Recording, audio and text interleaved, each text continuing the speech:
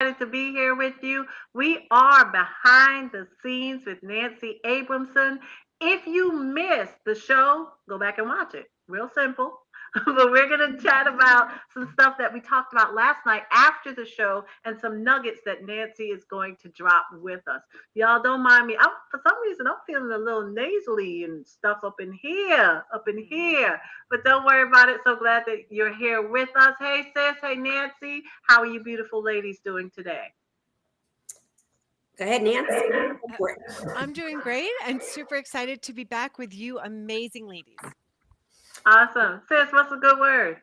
The good word is I am in my Zumba wear. I had my Zumba class with my kids from Colombia, a whole other country, right? This is what's beautiful about social media platforms, so that no matter where we are, my good sister Raquel is in Jersey. I'm in here in South Florida, and my good friend Nancy, you are where? Central Florida, just west of Disney. Ooh, Nice. all right. So super excited to be here. And, we always have such a good time after the show is over. So it's like we have a good time while the show's on. And then it's like, when you go to a party and then there's the after party, like that's the after party. And so this is what we're bringing to you. We do the behind the scenes, but I think I want to change it, sis, to after party. Like, I right? like that. I Right? like that. After party with. So we're doing the after party with Nancy. And, Nance, you dropped some golden nuggets on us yesterday, and I'm just curious, like what things have transpired between then and today that you want to drop on our listeners? I love that you do this, by the way. And it's so true. Have you noticed that the best conversations always happen when you're saying goodbye? You're making the Yes. rounds and you're saying goodbye, and that's when you have the best conversations. So, this is so great that you do this. I love it. And well, I had a last minute interview this morning. Spontaneous. Somebody actually said, "Can you do one right now?" And I said, "Yes." So, Awesome. uh, love that. So, we had such a great conversation yesterday. We were talking about goals and success, and are you judging success based on your desires and what you want, or based on somebody else's desires and what somebody else wants? And it is such an important thing to notice. Like, in the conversation we had yesterday, I spent more years than I want to admit, because then you know how old I am, working for somebody else. Like, I Mm. was working in corporate, and all of my deadlines, all of the things that I was doing were based on what somebody else wanted and what I was told to do. And I was not, nobody ever asked me what I really wanted. Mm. Like, Mm, what did I and I fell into accounting because it came easy, and I needed to get a job, and I needed to do something to make money, and it just came easy. So I stayed with it. And then I kept getting promoted and doing job after job, but I never took the time until many years later to actually take the pause and figure out what I wanted. And was I building the life that I created, and with like the goals from my life? And we were Mm. talking yesterday about success on your terms. So the I want to give everybody the opportunity to take a pause and reflect, like, what would you love? Like, what do you want for your own life? And then let's figure out how to get there. And I'm happy to help everybody have their dream life. So, Wow. I think that's amazing recognition that you were doing things for others and didn't realize what it is that you truly wanted. And what a blessing that is to have that, because there are so many people who just don't know how to get to that point. So, is there something specific that you can recall that got you to that point of recognition? yes. Well, one, after the company that I was a CFO of a company. They hired me to clean up their books and help them sell the business, which is what they ultimately wanted.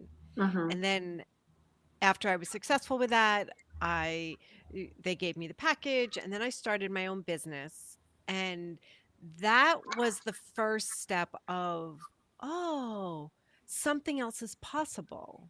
Mm. And then when the economy tanked, so did the business, unfortunately. But then but from that point on, I was consciously aware, and now I get to choose. And what is it that I wanted?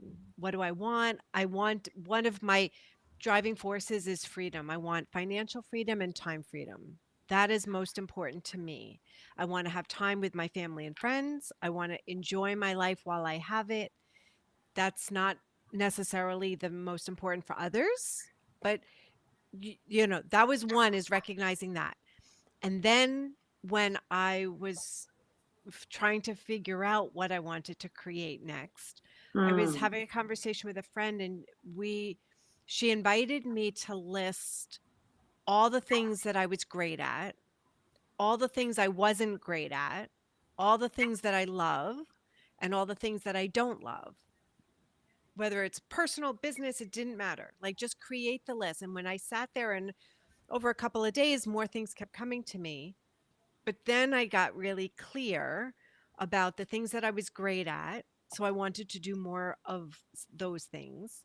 The things I wasn't good at, I don't want a business that's going to focus on that. The things that I loved, I wanted to make sure I included that or incorporated that into what I was creating or wherever I was going to work. And the things that I didn't like, I didn't want those to be important. Mm. Ooh, Wow. right? I know, right? That's Like, like, I'm just like, for a second, so Nance, that was like super hot, because what I'm very clear is what Raquel and I share often is, what is the thing that drives you? mm. And it's that why. Because I first heard, you saying, okay, I worked for a corporation, I made them successful, and Nancy fell off. So, hey, Nance, but we'll just keep on going on. Nancy was very successful, at helping this company with their goals and their goal settings. Then she left that and had an opportunity to be in community with someone who was like, hey, what's next for you? Mm. And you had this desire to go, rather than working for somebody else, I'm going to work for myself.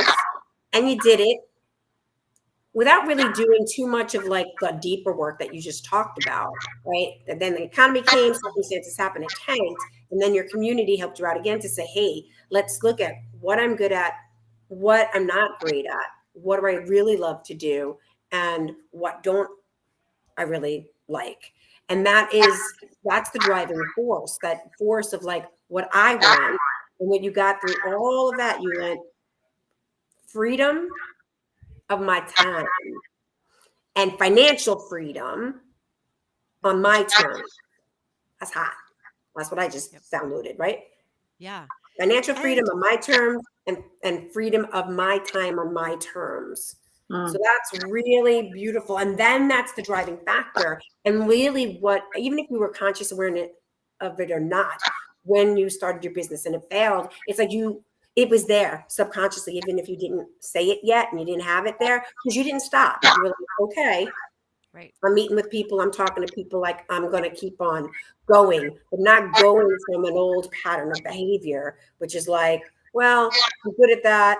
This is that. I'm going to go and make them make a lot of money. Yeah, I'll make good money, right? And, whatever. But you're like, nope, I'm going to go and see my greatness and have my greatness go out there. And I'm going to show everybody that.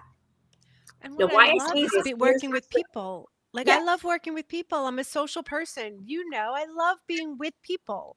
yep. So, working in corporate accounting, where I'm spending most of my time working on spreadsheets and journal entries and financial reports and analyzing data, didn't fulfill me and light me up like being able to have Mm. conversations with you ladies and helping my clients and being in conversations with people. Like, or I'm always the bad guy because I don't create the rules. The IRS tells me you need receipts. I don't want your receipts because I want to be a pain in the neck. I want you to, like, so Yeah, learning what you love and what you're great at, you can do other things, but Mm, wouldn't your life be so much happier if you were doing things that lit you up? Mm. yeah. Now, it's interesting you say that because I've heard people say, do what you love and you'll never work a day in your life. And then other people are like, I don't need to love what I do. It has to yield me a profit. So, Ooh. like, which way are we going with that? Right? Because that could be Yeah. confusing to someone who's trying to find their way. They're trying to find, well, I love this, but then I don't have to love it. I just need to get money from it. And how does that work? It may just be a personal thing, your preference. But what are your thoughts, Nancy? I'm curious. I have a couple of things to say about that. So, yes, there are a lot of people like that. My brother has been struggling after he got laid off. He didn't care where he worked, he just wanted to work. He Hmm. just wanted to save the house and put food on the table and feed his kids. Like, he didn't care. I was trying to have these conversations about, all right, what would you really love? He's like, I don't care. So, some of it is a personal thing and Hmm. what you prefer. Like there are some people that the financial security is most important. They've had whatever they had in their upbringing that they don't care what they do, that they just want financial security and want to make as much money as they can. If that's their driving force, then that's okay. If you define success as wanting to be fulfilled and have that emotional bucket filled as well, then that's great too. And there is a balance. And I've heard that saying too, like, do what you love and you'll never work a day. But there's also an element of if you love something, do you want to keep it as your like passion project and your love and you don't have to do it? Like when Hmm. I first started scuba diving, I loved it. My friend and I, we were like, this is the best. Oh my God, let's chuck the corporate and let's do this. I think I'm going to be a dive master. I'm going to be an instructor. I'm going to dive every day. And then I started to think about it. Like, what if I was sick? What if I didn't feel well and I had to dive because people booked a class or booked a dive with me and I Hmm. had to even if I didn't feel like it? Or if I was tired. And then if I had to do that, then I was afraid I would resent it. And then the thing that I loved was no longer going to be something I enjoyed because then I had to do it. So Hmm. there is a different perspective, and it's based on the person and the opportunity. Oh, pick me, Okay. pick me, pick me. Greg, what are your thoughts? Yeah. So, so two things came up because I really want to get this in before we end this. One is I love that because it is a personal choice, and I'm a strong um I don't believe in either or. Okay, so I don't believe in either or. So there is this opportunity as someone who literally loves to dance. It has been part of me since I'm clear. I came out of my birth mother's womb. I'm clear, but at least being raised with my mama since I'm 9 months old, every picture is I'm singing and I'm dancing. And I love it. Now, here's the thing. It is now a drive in me. Are there days that I'm sick? Are there days that I'm not interested in dancing and all of these things? And so that's why I set myself up. I'm a big person about community and connections. So I have integrity and I have an honor to what I'm making a difference for people. And so there's those substitutes for me. Number one, like Raquel and I, this isn't like she's not on, she's sick. Sorry, the show goes on. And if we're both sick, I'm clear we would ask somebody else. No, we're gonna get on and hack and cough and sneeze and blow our nose on air because that's who we are. Yes, most of the time. And then I'm big about self-care. That's this, right? But Yeah. she's serious to a point, but we also know when really our self-care. So that's number one. And number two is it's something I generate, right? Like I really generate because people were like, don't you get sick of like, no, I have mindsets about it. And this is why I have community. This Mm, is why I do what I do because there is that. And listen, people that I'm out there, I'm not saying, say I'm going to make money on at this moment, but truly, like, I just got inspired by you, Nancy, by being able to say, like, man, imagine I get paid for every single thing I love. Like that's what I'm putting out there to your viewers. I'm going to get paid for every freaking thing I love. And guess what, Raquel? Because you'll answer that. What's my favorite thing that I love? I want to see how well you know me, sis. What is my favorite thing I love to do? I don't know. I feel like your husband being put on the spot, and I'm like, damn, I'm gonna pay for this later, and I can't even say, can I buy a vowel? Can I buy a vowel? Talk. Yes. Right? Like at the end of the day, I truly know what I love. I love to talk. So that's the whole point. Like we get to do this and get paid to do this, right? And that's it. Like imagine everybody, we all imagine the world all talks, people. Sometimes you like, some you don't, but you basically communicate. Imagine you got paid for every single time something came out of your mouth. I think that's fun. I think that's super, You'd be super a gazillion, trazillion, millionaire. Now, Yeah. here's the other thing, Nance, I have for you, and then Raquel, take it home, which was, listen, I don't want to knock corporate because there's a lot of my friends out there that are in Right. corporate and Oh, a I'm not lot of knocking people. corporate No, no, either. I know So you're I not. would, yeah, I'm saying I'm speaking for me. I'm speaking for yep. me. I'm not knocking corporate. And because lots of people out there are doing that. And I listen, at the end of the day, if there an opportunity arises and I get to be in corporate on my terms and the way I want it to be, yo, I'm in. So for those people, like, because you were saying, like, you were making the goals and making those, big time successes for them. What would you say to people who are there, right? Like, are there and are like, okay, I'm here, struggling here. I'm making this money for them. I'm getting their results. I'm getting those stats in. And like, I'm not like, I know I can make a bigger difference. What do you want to say to those people? Because they don't want to be an entrepreneur at this moment or solopreneur. Maybe they're not interested at all, but they're kind of stuck in that, like, I'm doing it for them. And now that whole mindset and that whole thing is like, I need to kind of get out of this rut. So what do you want to That say, is success coach? great question. I'm so glad that you asked.